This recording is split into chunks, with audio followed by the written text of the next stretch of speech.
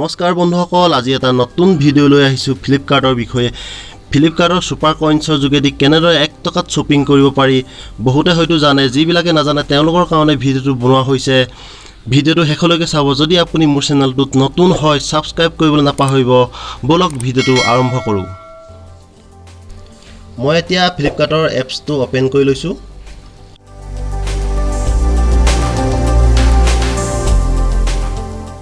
তাৰ পিছত তলত দেখিছে সুপাৰ কইন্স লিখা আছে, তাত ক্লিক কৰি দিছো।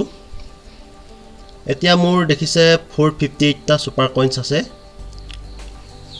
এতিয়া হেই সুপাৰ কইন্সৰ যোগেদি মই আপোনালোকক 1 টকাতে বস্তু অৰ্ডাৰ কৰি দেখুৱাম।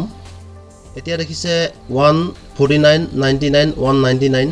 মোৰ যেহেতু কইন্স কম হয় হেয়েহে মই কম ৰেটৰ বস্তু এটাকে অৰ্ডাৰ কৰি দেখুৱাইছো। এতিয়া মই একত ক্লিক কৰি দিছো। এতিয়া দেখিছে আপুনি সুপাৰ কইন্স দিলে ইয়াত শো কৰা বস্তু সকলো এটকাতেই পাব। মনত ৰাখিব সুপাৰ কইন্সৰ ভ্যালিডিটি মাত্ৰ 1 বছৰ। 1 বছৰৰ ভিতৰতে আপুনি সুপাৰ কইন্স বিলাক ইউজ কৰিব লাগিব।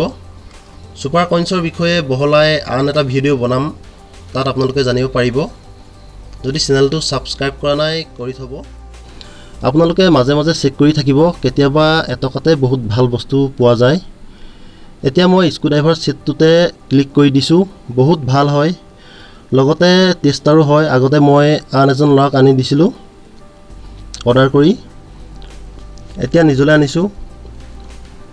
ভাবিলো আপোনালোককো দেখুৱাও, যিসকলে নাজানে উপকৃত হ'ব।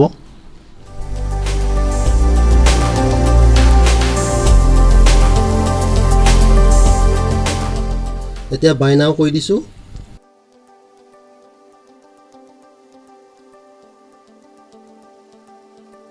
দেখিছে মোৰ 458 কইন্সৰ পৰা 390 কইন্স কটা গৈছে।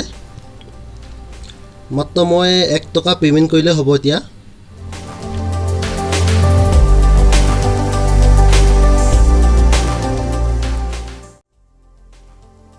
এতিয়া মই কন্টিনিউ কৰি দিছো। দেখিছে মোক সম্পূৰ্ণ 1 টকাতে স্ক্ৰুড্ৰাইভাৰ সেটটো দি দিছে।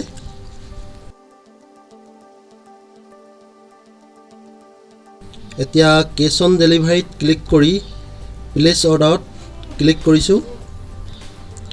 এতিয়া কোডটো মাৰি দিছো, কনফাৰ্ম অৰ্ডাৰত ক্লিক কৰি দিছো। দেখিছে অৰ্ডাৰ কনফাৰ্ম হৈ গ'ল। মই মাত্ৰ 1 টকাতে 391 বস্তুটো পাই গ'লো।